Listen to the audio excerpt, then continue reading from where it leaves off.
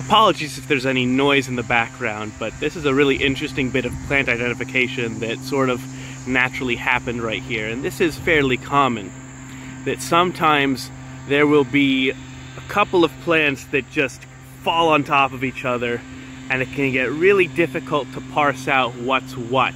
And in the case of edible species like this apple, you want to be really sure the fruit you're picking off is from the right branch from the right tree.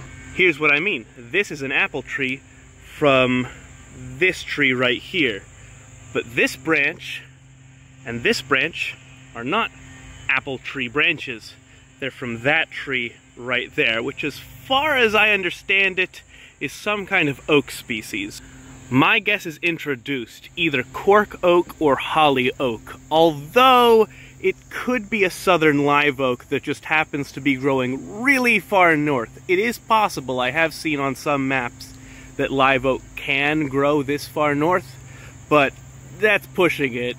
Based on some of the other trees around here, I'd be willing to bet this is a cork or holly oak.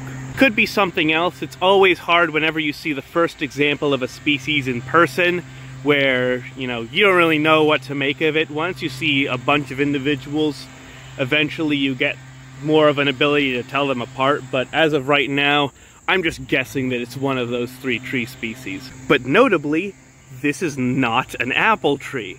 And this goes for a lot of wild edible situations, but you really need to make sure that you're picking from the plant you identified. Apart from the shine on the oak's leaves, which, by the way, do not look like typical oak leaves, but that's just how some oaks look, these leaves look very similar. They're very similar in shape at a glance. It had me fooled when I first looked at this tree. Now, of course, this instance of mistaken identity at first glance was not of any issue. The oak isn't producing anything that looks like an apple.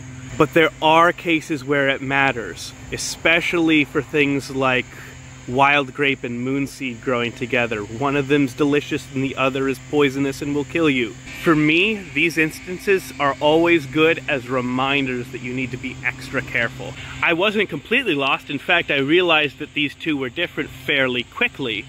But at the same time, you have to hone that gut reaction of something's not right here. Otherwise, you could end up eating something that you really shouldn't eat. Though not that these apples look particularly tasty either. Anyway, I do hope you learned something, enjoyed, and as always, I wish you the best. Till next time.